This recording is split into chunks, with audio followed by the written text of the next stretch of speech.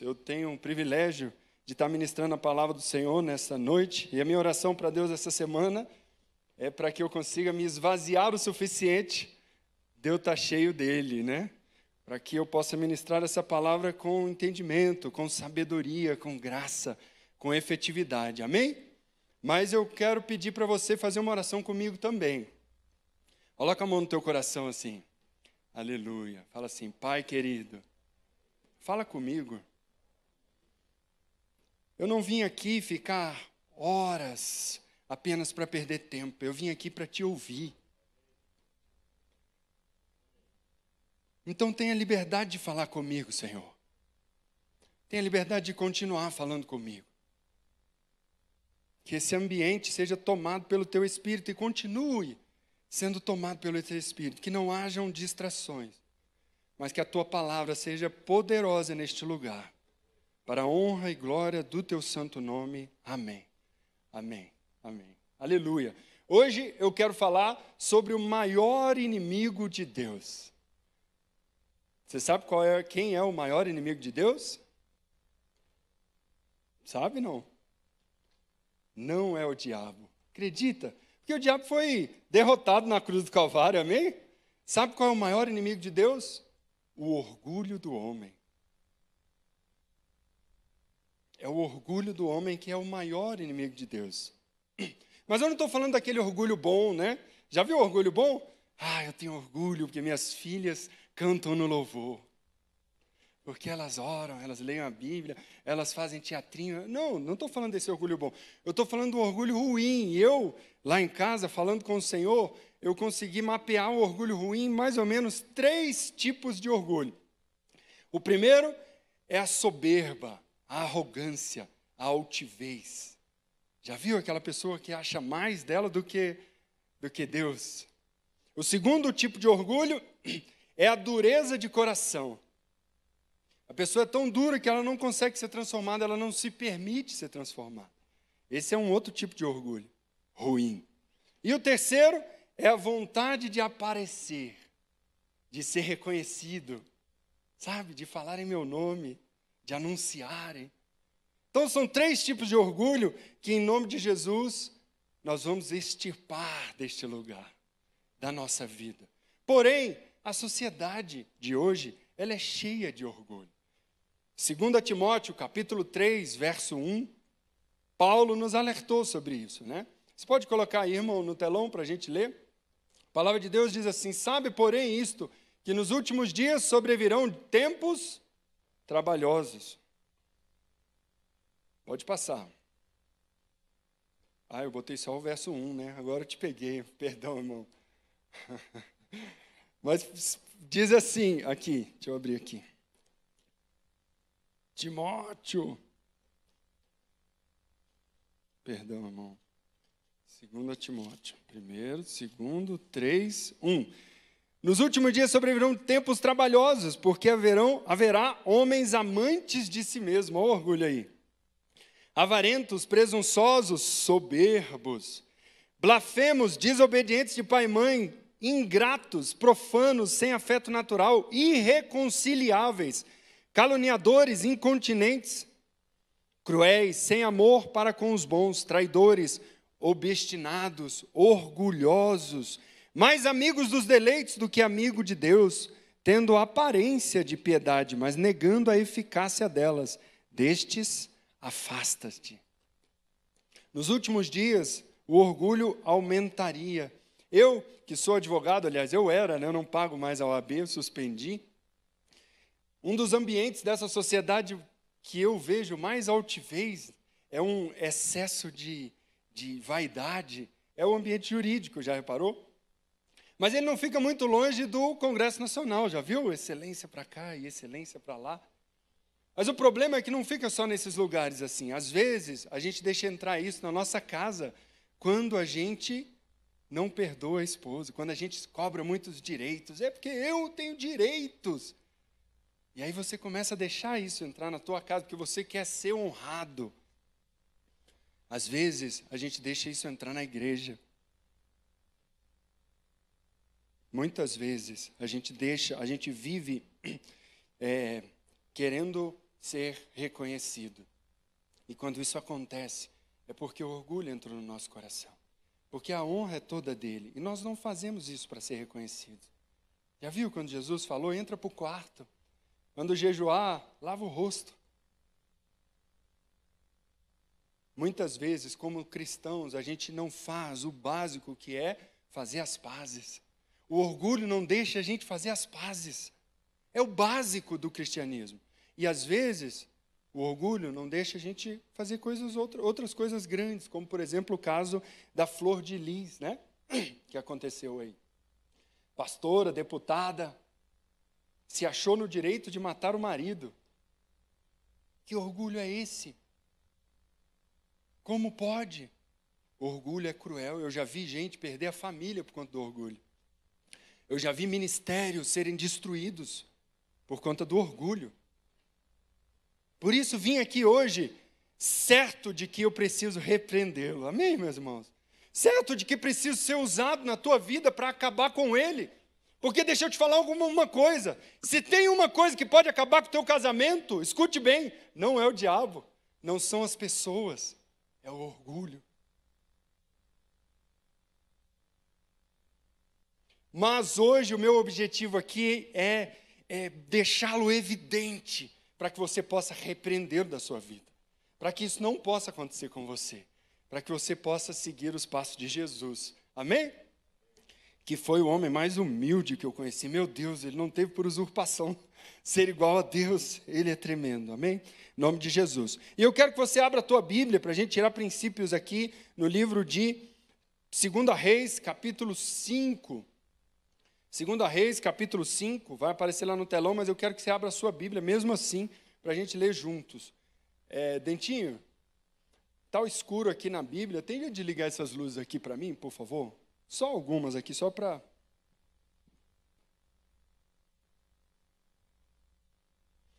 Segunda Reis, capítulo 5, verso 1, nós vamos ler 11 versículos, presta atenção que é tremenda essa história, diz assim: E Naamã, chefe do exército do rei da Síria, era um grande homem, diante do seu senhor e de muito respeito, porque por ele o Senhor dera livramento aos sírios, e era este varão homem valoroso, porém leproso. E saíram tropas da Síria e da terra de Israel, levaram presa uma menina, que ficou ao serviço da mulher de Naamã. E disse esta a sua senhora: tomara que o meu senhor estivesse diante do profeta que está em Samaria, ele o restauraria da sua lepra. Então entrou Naamã e o notificou a seu senhor, dizendo: assim e assim falou a menina que é da terra de Israel. Então disse o rei da Síria: vai, anda, e enviarei uma carta ao rei de Israel. E ficou e tomou na sua mão 10 talentos de pratas e 6.000 ciclos de ouro, e 10 mudas de vestes. E levou a carta ao rei de Israel, dizendo: logo em chegando a ti esta carta, saibais que eu te enviei Naamã, meu servo, para que restaures da sua lepra. E sucedeu que, lendo o rei de Israel a carta, rasgou as suas vestes e disse: sou eu Deus para matar e para vivificar, para que este envie a mim, para eu restaurar a um homem a sua lepra? Pelo que deveras notais, peço-te e vedes a buscar ocasião contra mim. E sucedeu, porém, que ouvindo Elias, homem de Deus, que o rei de Israel rasgara as suas vestes, mandou dizer ao rei: por que rasgaste as suas vestes? Deixas vir a mim e saberá que há profeta em Israel. Pode repetir comigo isso? Deixes vir a mim. Deixes vir a mim. E saberá que há profeta em Israel. Aleluia. Glória a Deus. E veio, pois, Naamã com seus cavalos e os seus carros e parou à porta da casa de Eliseu. Então Eliseu lhe mandou um mensageiro dizendo: vai, lava-te 7 vezes no Jordão e tua carne te tornará e ficará purificado. Esse texto é tremendo. o chefe do exército, o rei da Síria, a palavra de Deus, ela começa dando um currículo, né, sobre o Naamã. E é um homem valoroso, né? A própria Bíblia fala que o Senhor o fez vencer guerras. Ele era um sírio, mas mesmo assim o Senhor agia sobre ele. E esse homem, apesar deste currículo maravilhoso, ele era leproso. E como leproso, ele sofria. Até que uma escrava que ele tinha pegado lá em Israel falou de um profeta que estava em Samaria, e aí ele pegou, fez toda a sua comitiva e foi para Israel. E chegando em Israel, o profeta falou para ele: vai e lava-te no Jordão. E eu quero tirar alguns princípios aqui três coisas extraordinárias que eu vi para a gente acabar com o nosso orgulho. A primeira coisa que nós precisamos para exterminar o orgulho do nosso meio é assumir quem nós realmente somos para sermos transformados. Nós precisamos assumir quem nós somos para a gente poder colocar para fora. Porque se a gente ficar com orgulho, aquilo não vai ser curado. Naamã, a palavra de Deus diz que ele era chefe do exército da Síria. Que ele estava em casa, vivia com a sua família, mas como assim, pastor? Ele não era leproso? Essa época, a lepra, as pessoas tinham que ser mandadas para morar fora da cidade, não é? Lembra disso? Quem era leproso, quando chegasse perto de alguém, tinha que gritar: ei, eu sou leproso, leproso chegando, não toque em mim. Porém, Naamã não fez isso. Naamã continuava liderando aqueles homens. Naamã continuava à frente do exército da Síria. Naamã continuava na sua casa. E eu fui me perguntando por quê. Afinal, a lepra naquela época não tinha cura. A sua esposa poderia ser contaminada. O teu exército, o seu rei. Como Naamã continuava ainda no meio do povo? Por que ele não era excluído? E Deus começou a falar comigo: o orgulho é como essa lepra aqui. Quantas vezes nós estamos errados e não reconhecemos o nosso erro, não damos o braço a torcer? Quantas vezes o nosso casamento está ruim porque passa por dificuldade, é normal. E sabe o que a gente faz? A gente não deixa ninguém tratar. A gente esconde, a gente chega na igreja e fala: não, está tudo bem. E finge que está tudo bem. Mas a verdade é que se a gente não assumir, a gente não vai ser transformado. Se a gente não abrir, se a gente não quebrar este orgulho e deixar Deus tratar e deixar as pessoas entrarem e deixar o Senhor falar dentro da nossa casa, nós não seremos tratados.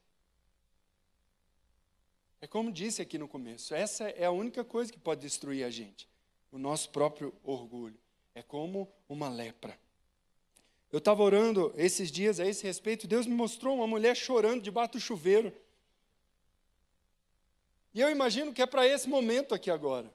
Muitas vezes você está com depressão, ou então você está com uma vida que há anos está uma vida ruim, que você está insatisfeito com a sua vida. E você está sofrendo sozinho, está em casa, sozinho, sofrendo, achando que não tem ninguém que pode ser usado para resolver esse problema. Achando que não há solução para você, como aquele leproso. Muito possivelmente achava, lepra não tinha cura. Mas deixa eu te falar uma coisa, há profeta em Israel. Há profeta em Israel. Você não precisa ficar debaixo do chuveiro chorando sozinha mais. Não precisa. Sabe por quê? Porque há profeta em Israel. E esse profeta disse certa vez: vinde a mim, vós que estáis cansados e sobrecarregados, e eu vos aliviarei. Às vezes você está cansado com a sua luta há anos e não tem cura, e não tem transformação. Deixa eu te falar, vinde a mim, vós que estáis cansados. Há profeta em Israel. Naamã, ele era excelente. A Bíblia não fala isso, mas a gente pode imaginar que as pessoas queriam estar perto dele. Que as pessoas olhavam para ele, e ele, como era general do exército, ele tinha uma patente diferenciada, ele tinha um cavalo diferenciado, ele tinha uma roupa diferenciada do exército dele. As pessoas queriam ver Naamã passando. As pessoas queriam estar perto dele, ouvir Naamã, porque ele era excelente, porque ele venceu as guerras maravilhosas, que até o rei da Síria o honrava. Porém, quando ele chegava em casa, quando tirava aquela roupa, e eu imagino, ele gritava de dor para tirar aquela roupa, e ele olhava no espelho, o que ele via? Ele via um leproso. E o primeiro passo para ele resolver o seu problema, sabe qual foi? Ele ouviu aquela escrava dizendo, e ele andou. Eu lendo sobre a história disso, e a palavra de Deus diz, os historiadores dizem, que da Síria até Israel haviam 300 quilômetros, aproximadamente. Ele andou 300 quilômetros, imagina isso de cavalo, pastor. Daqui, depois de Goiânia, quase Caldas Novas. Ele foi atrás, ele ouviu e ele foi atrás do profeta. E ele não teve medo mais que as pessoas soubessem da sua lepra. Por quê? Porque ele ouviu e ele creu. Esse foi o primeiro passo. E ele abriu a sua vida e ele foi até o rei e ele falou com o rei, olha, eu tenho esse problema e eu preciso de ajuda. E o rei, não, vai. E ele juntou ouro, prata e roupas e a comitiva e foi e andou 300 quilômetros para ser curado. Nós precisamos. Quando eu me converti numa igreja pequenininha lá em Goiânia. Eu lembro como se fosse hoje, quando o pastor estava pregando na frente e perguntando e falando de Jesus. Na hora, Deus trouxe no meu coração o preço que era aquilo. Eu sabia as coisas que eu teria que deixar para trás. Eu estava naquela igreja e a promessa era, olha, se você deixar essas coisas, eu vou transformar a sua vida. E eu lá atrás pensando, e aí? E eu falei com Deus, eu quero. E eu levantei aquela mão naquele dia, sabendo, olha, eu tenho que parar de andar com o Lúcio. Lúcio era o meu amigo que me levava para as quebradas. Eu levantei a mão e as lágrimas corriam, e eu pensando nisso. Algumas coisas ia precisar da ajuda de Deus para vencer. Eu não conseguiria sozinho. Outras, eu sabia que eu ia ter que cortar ali. Senão eu não ia ter forças. E aí, sabe o que eu fiz? No dia seguinte, escrevi um e-mail cujo título era Virei Crente. E mandei para o Lúcio e mais para alguns amigos. Por quê? Porque eu não tinha força suficiente. Mas eu estava confiando no meu Jeová. Eu entreguei, eu abri, eu entreguei para Ele. E Ele transformou a minha vida. E é por isso que estou aqui nessa noite. Amém? Pode aplaudir o Senhor ou não? Deus é maravilhoso. Deus é para ti, Senhor. A segunda coisa que eu quero que vocês assumam, a primeira é assumir quem realmente nós somos para ser transformado. A segunda, nós precisamos assumir o preço de seguir Jesus. Há um preço. E quando li esse texto, aconteceu uma coisa inusitada. Quando Naamã chegou em Israel, aconteceu algo muito inusitado, mas típico das ações de Deus para com os orgulhosos. Naamã chegou e o profeta pediu para ele mergulhar no Jordão. Aquilo era, no mínimo, constrangedor. Por quê? Porque ele era um homem, meu Deus, a Síria mandou aquele homem. A Síria era um país grande naquela época, estava vencendo tudo. O próprio rei escreveu uma carta. O cara chegou com ouro, prata, ele chegou com a comitiva. Ele esperava minimamente uma recepção, mas sabe o que a Bíblia fala? Que o profeta não saiu da sua casa para receber. Ele mandou um menino de recado, ele falou, vai lá e avisa para Naamã, para ele banhar no Jordão. E sabe o que eu entendo? Eu ouvi um pastor falando isso esses dias, e aquilo falou fundo do meu coração, e eu quero ministrar isso para você. Sabe o que eu entendo? Que mergulhar no Jordão não significa se limpar. Se limpar vai acontecer, mas é consequência. Mergulhar no Jordão aqui significa se humilhar. Significa se submeter. Aquele homem teve que se humilhar.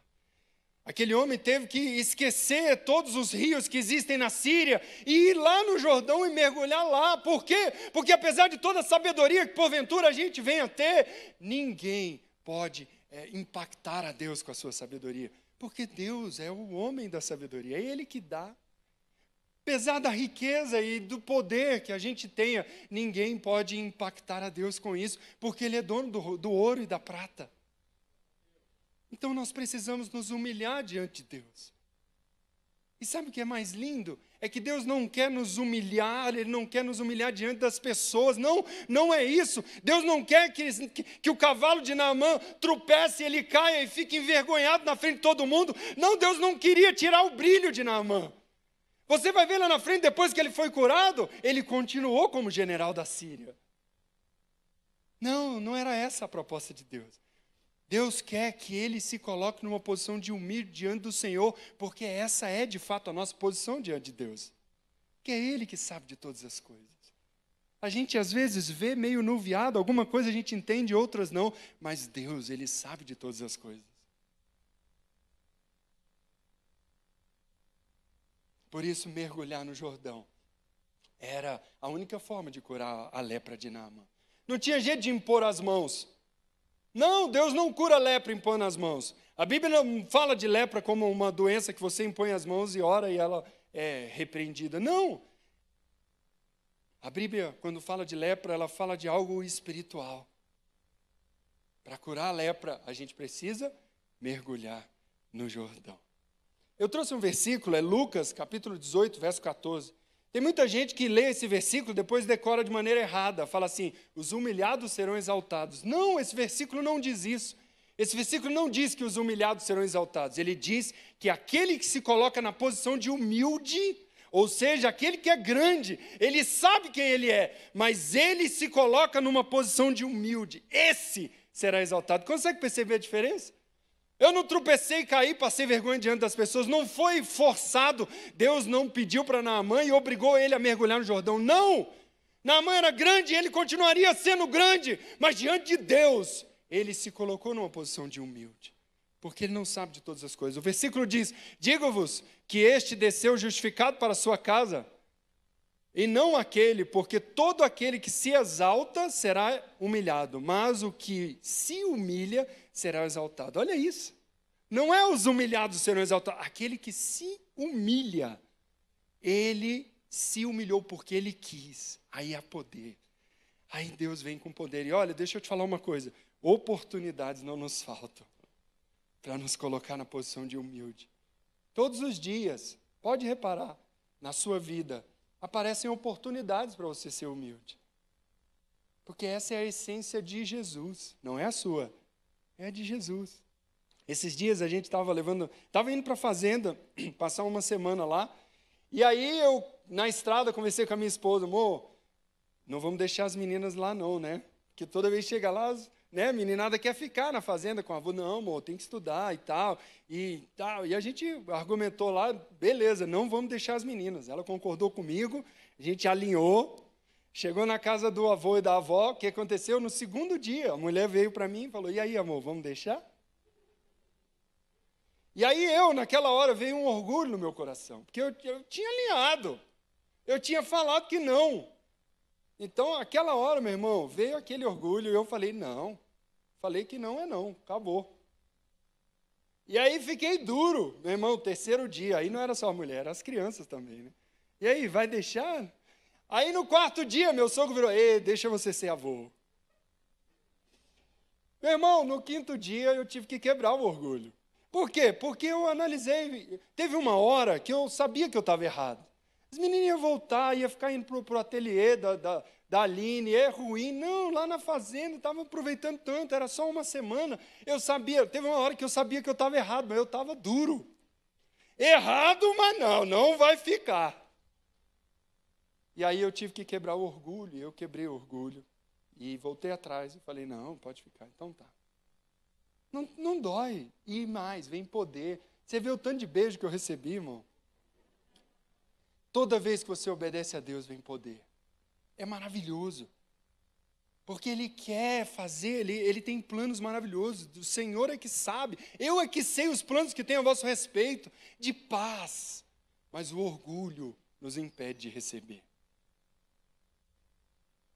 Estava nessa semana fazendo uma apresentação, e aí a gestora, era um projeto da minha equipe, eu era responsável por aquele projeto, e a gestora do negócio queria apresentar. E Deus falou comigo assim na hora, deixa, porque o orgulho dela, se você for apresentar, ela não vai deixar seu projeto fluir. E eu falei, claro, você apresenta. E eu fiquei totalmente na retaguarda, feliz da vida. E no meio da apresentação, uma pessoa que trabalha comigo me procurou e falou assim: Rodrigo, por que não é você? Por que ela que está apresentando? Era você que tinha que estar apresentando. 22 pessoas, muitos holofotes. E ele falou: não, era você.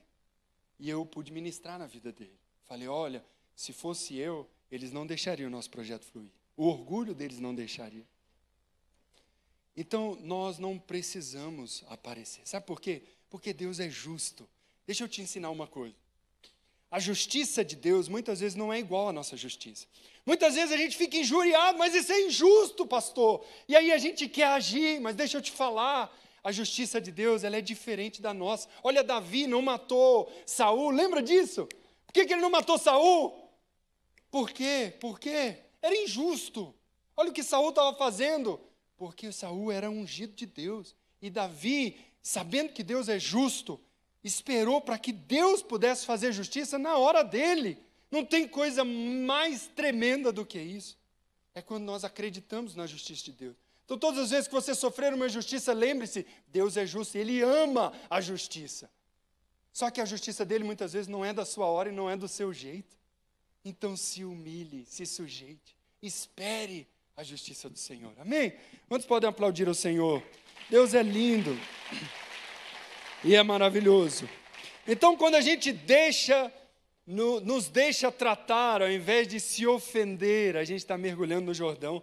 Quando a gente perdoa, ao invés de reclamar, ao invés de expor, ao invés de cobrar os nossos direitos, a gente está mergulhando no Jordão. Quando a gente se cala, esperando a justiça de Deus, é quando a gente está mergulhando no Jordão. Em nome de Jesus. Eu sei que é difícil. Eu estava falando do poder. Naamã ficou indignado. E todas as vezes que alguém pede para a gente mergulhar no Jordão, a gente fica indignado, não é? Pede para a gente se humilhar, pede para a gente abrir mão. Meu Deus, aquilo parece que não combina com a gente. Mas espera aí, eu tenho direitos. Não é assim? E Naamã ficou injuriado. Ele, bota o verso 11 aí, irmão. Ele ficou bravo, ficou indignado. Se indignou e foi dizendo: eu pensava que eu sairia, o profeta sairia para ter comigo, pôr-se-ia de pé, invocaria o nome do Senhor, seu Deus, moveria a mão sobre o lugar e restauraria o leproso. Ele ficou tão indignado que os guardas dele tiveram que interceder e virar para ele e falar assim: olha, se tivesse pedido uma coisa mais difícil, você iria, por que você não vai?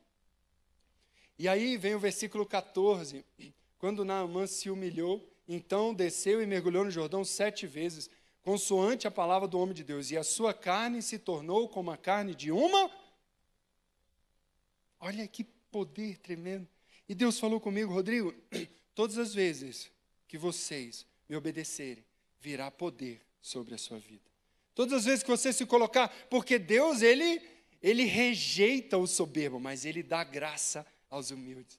Todas as vezes que você se colocar, Deus te exaltará. Isso é tremendo. Eu aprendi uma coisa esses dias, tem um versículo que fala: resisti ao diabo e ele fugirá de vós. E eu ouvi e achei tremendo. Não é você que vai fugir do diabo. É o diabo que vai fugir de você quando você resistir a ele. Olha que coisa linda. Resistir ao diabo e quem vai fugir? Resistir ao diabo e ele fugirá de vós. Sabe o que eu acho que acontece no mundo espiritual? Quando você resiste ao diabo, Deus manda os anjos e o diabo tem que fugir. Quando você obedece, há poder. É tremendo.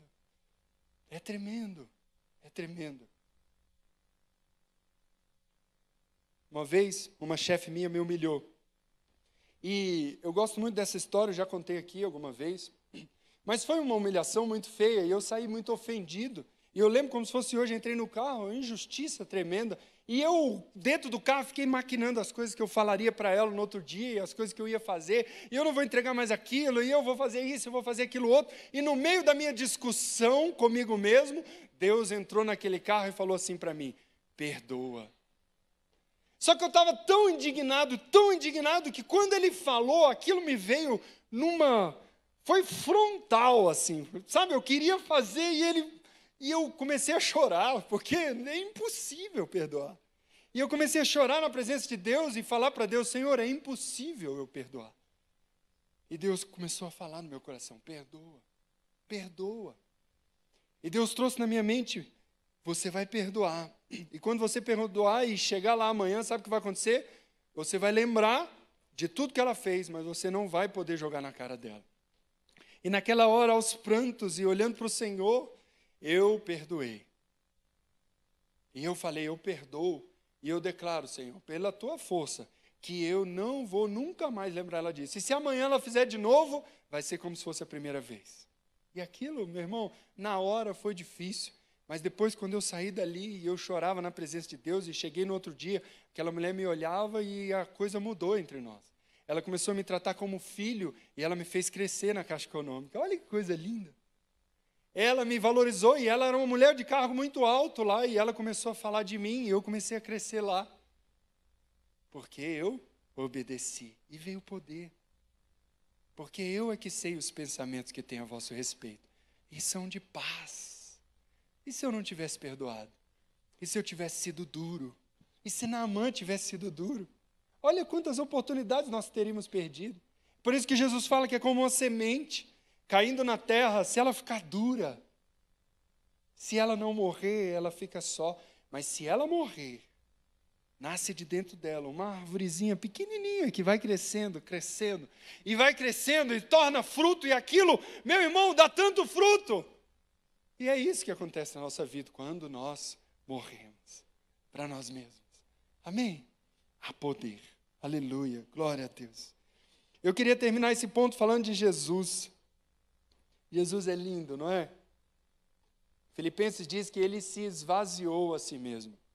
E tem uma passagem especial que eu amo demais. É quando Pedro tenta evitar que Jesus se crucificasse. Já viu? Você lembra disso? Pedro tentou, não, mestre, e tomou Jesus para o lado e falou: não, mestre, você não precisa sofrer isso.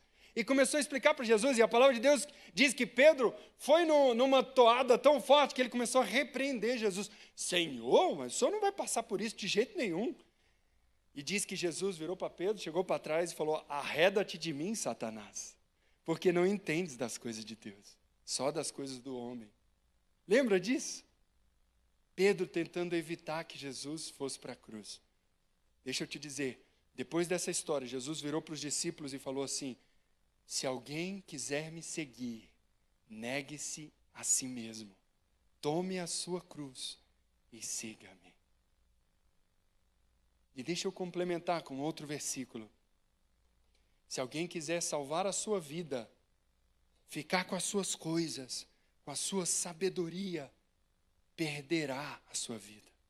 Mas se alguém perder a sua vida, abrir mão dos seus desejos, das suas vontades, a achá-la. Isso é tremendo. Isso é puro Jesus. Amém? Oh Deus, curva a tua cabeça, deixa eu orar por você nesta hora.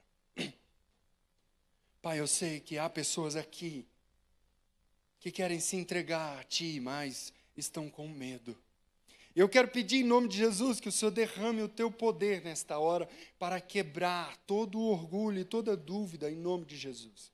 Pai, vem com o Teu amor, vem com a Tua presença que é magnífica, que é maravilhosa. Você está aí no teu lugar e você está vivendo isso, eu quero que você comece a falar com o Senhor. Comece a entregar a tua vida para Deus. Comece a entregar os teus problemas ao Senhor. Comece a entregar aquilo que te traz medo, aquilo que, sabe, que você não consegue vencer. Peça ajuda ao Senhor, porque Ele está aqui e Ele é poderoso. E quando você fizer isso, virá poder sobre a sua vida. Virá poder sobre a sua vida. Oh, Deus.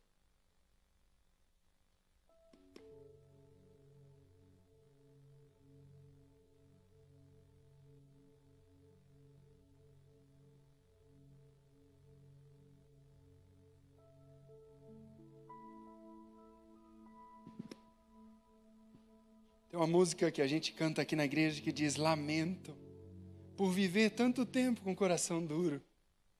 Lamento. Nós vamos cantar ela daqui a pouco. Não, vamos cantar agora. Ainda tem um ponto, mas a gente pode cantar agora. Eu quero que você ore ao Senhor, amém? Deus vai quebrar teu coração nessa hora, em nome de Jesus. Virá poder sobre você. Oh, Deus. Por viver indiferente, eu lamento. Oh, Jesus. Por não cantar de coração, leva-me ao primeiro amor. Abro o meu coração a ti.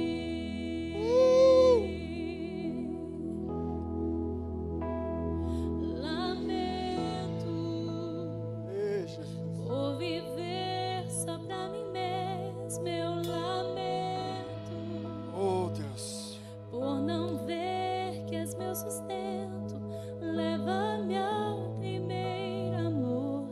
Abro o meu coração a ti. Deus, aplauda ao Senhor, amém, querido? Para onde eu irei, se só tu tens as palavras de vida eterna? Não há outro como ti, Deus. Não há outro como a ti. Aleluia, glória a Deus, aleluia. Pode continuar, irmão. Deixa Deus te usar aí. Eu vou falar mais um ponto aqui. A terceira coisa, e é para concluir mesmo. Quem pode falar? Para acabar de vez com orgulho, a gente precisa assumir que só Ele é digno, amém? Às vezes a gente começa a obedecer e já acha que a gente é alguma coisa. Mas nós não somos nada. Nós não somos nada.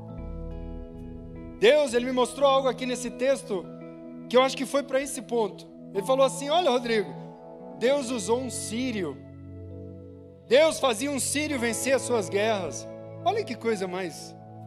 Chamou aquele sírio de homem valoroso. A Síria lutava contra Israel. Como pode isso? E Deus falou para mim, porque eu escolho aqueles que não são. Eu coloco todo mundo no balaio, porque eu não estou procurando gente aprovada, perfeita. Eu estou procurando gente perdoada. Eu estou procurando aqueles que aceitaram o meu sacrifício na cruz. É esses. Porque mesmo obedecendo, nós vacilamos demais. Por isso nós precisamos de perdão. Nós não precisamos de ser perfeitos. Amém, irmãos? Só Jesus é perfeito. Só Deus é perfeito.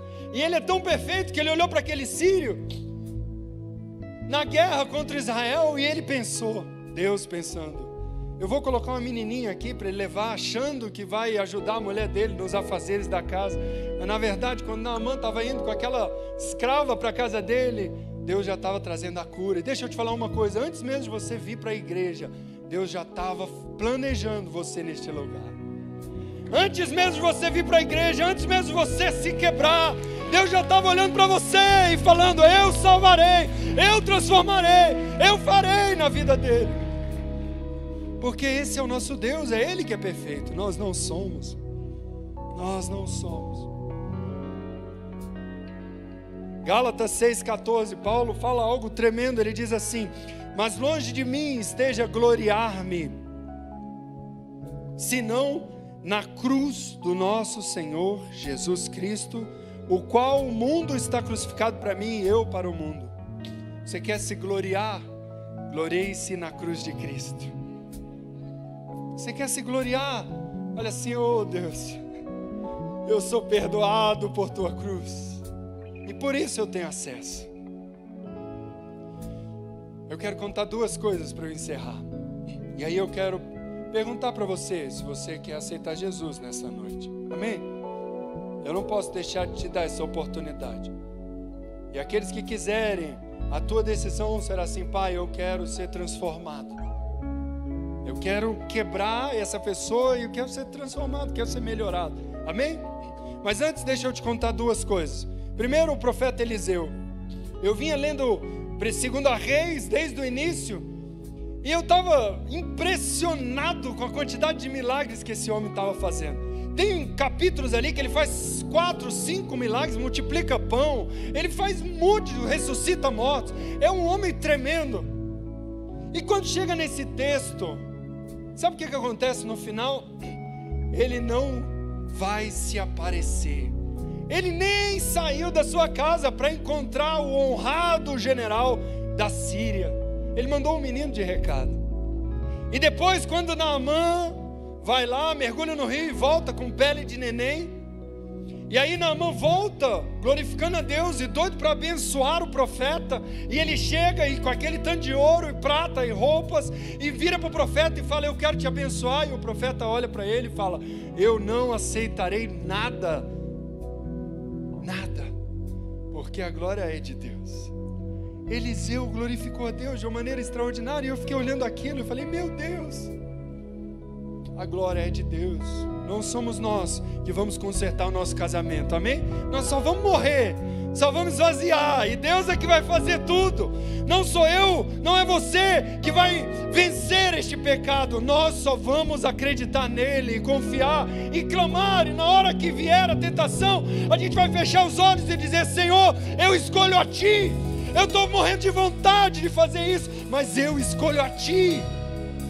E quando você faz isso, vem poder sobre a sua vida. Ele vem. Deixa eu te contar uma coisa: sabe por que essa igreja é abençoada? Porque nós morremos para nós mesmos e deixa Jesus fazer. Eu vou te contar algo só dos pastores ali, eu acho que só a gente sabe. Você sabia que a gente fica disputando quem vai sentar no último lugar? Sabia disso? Eu chego ali, o pastor César fica brigando, né? Não, o último lugar é meu, Isso é lindo, isso é maravilhoso. Quantas vezes a gente olha igrejas por aí, e as igrejas olham para os pastores e falam: uau, é o pastor, e o pastor tem lugar, e tem que ter passagem para o pastor. Aqui não, irmãos, isso é lindo. A começar pela simplicidade desse homem. Meu Deus, pastor Daci, quantas coisas o pastor Daci fez. O Edu, meu Deus, como é simples. O Itajaí, meu Deus, esses dias a Anne estava limpando água que vazou do freezer num dia de uma festa, e a moça que veio de outra igreja falou: ué, mas pastor aqui limpa o chão? Limpa, irmão, porque não somos nós, é Jesus, amém? Então se coloque de pé no teu lugar, deixa Deus quebrar esse orgulho aí, vai, quebra essa teia de aranha aí, mexe aí no teu lugar, meu irmão. Mexe aí, mexe. E Deus vai fazer uma obra na tua vida hoje, amém? Quem quer? Levanta a mão bem alto. Oh, aleluia, aleluia, aleluia. Pai querido, nós queremos orar pelos teus filhos, por todos eles, para que Deus possa exterminar o orgulho do nosso meio, para que Deus possa nos fazer humildes, para que Deus possa nos lembrar dessa palavra, nos lembrar de mergulhar no Jordão, nos lembrar de nos colocar na posição de humilde, em nome de Jesus, e nós possamos assumir quem nós somos, assumir o preço de seguir Jesus, assumir que dele é o único digno de todo louvor, de toda glória, de toda adoração, e nós precisamos dele, e nós somos falhos, mas que em Cristo Jesus, na cruz de Jesus, nós podemos nos gloriar. Nós podemos, porque é Ele, é para Ele, é por Ele, são todas as coisas. Oh Deus, agora eu quero fazer uma oração especial para aqueles que querem aceitar Jesus. Você que quer ter a tua vida transformada hoje, levanta a tua mão bem alto. Aleluia, glória a Deus, glória a Deus, glória a Deus, glória a Deus, glória a Deus. Senhor, escreve o nome dessas pessoas no livro da vida. Senhor, em nome de Jesus, marca nos céus. Hoje há festa nos céus, hoje há, aleluia. Quando o pecador se arrepende, Senhor, transforma. Senhor, muda realidades em nome de Jesus. Aquelas pessoas, Deus, que ainda têm espírito de arrogância, quebra. Deus, transforma, aceita essas pessoas. Oh, xaracatalabarás. Eu estava orando aqui, Senhor. Estava orando aqui, queridos. E Deus me trouxe uma visão do Senhor estendendo a mão para você, amém? Recebendo você no seu colo. Pode aplaudir o Senhor, não? Deus é maravilhoso. Aleluia. Glória a Deus.